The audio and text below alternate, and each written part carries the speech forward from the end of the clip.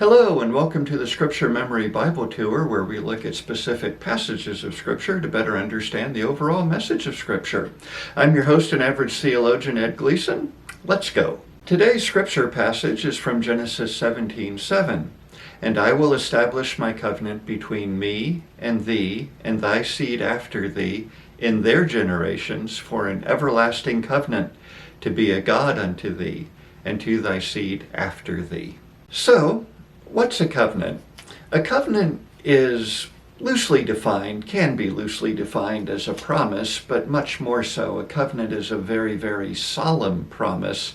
And notice that it is God who has made this covenant. Now, unlike you and me, God does not back out of his promises, nor does some unexpected event come up that throws off his plans and causes him to make other arrangements. No, when God makes a promise, it is certain. So who is Abraham? When we first meet him, his name is Abram, and he is living in the city of Ur. Ur is a city in the region of Sumer, which is the birthplace of the oldest civilization known to man.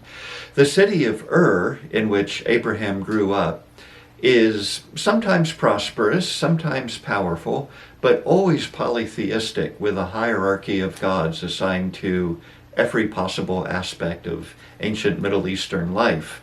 So God has called Abraham out of Ur and has essentially told him, "Abraham, I want you to get up and move, and I will tell you when you get there." This movement involves Abraham, his wife, literally hundreds of servants, and a huge herd of cattle to sustain those servants, including Abraham's nephew Lot and his servants and the herds of cattle necessary to sustain Lot's entourage. So this is a fairly significant group that is leaving Ur, going to some place which God will reveal to them in his good timing. Now, when we first meet Abraham, like I just said, his name is Abram, Avram, which means exalted father. And just before today's passage, Abraham's name has been changed by God to Avraham, or from which we get Abraham, which means father of a multitude.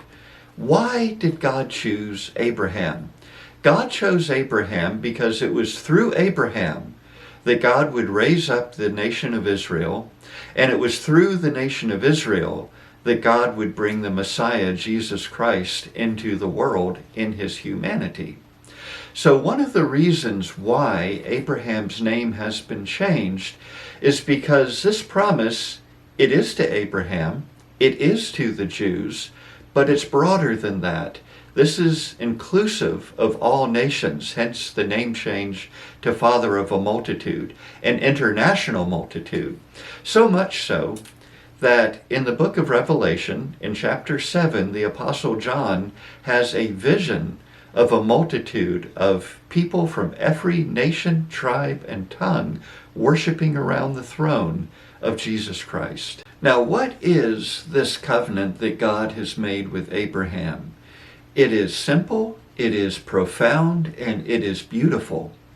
And as we see it worked out further in Scripture, and we see it fulfilled at the end of Scripture, it is simply this: I will be your God, you will be my people. So for whom has God made this promise? I will be your God, you will be my people.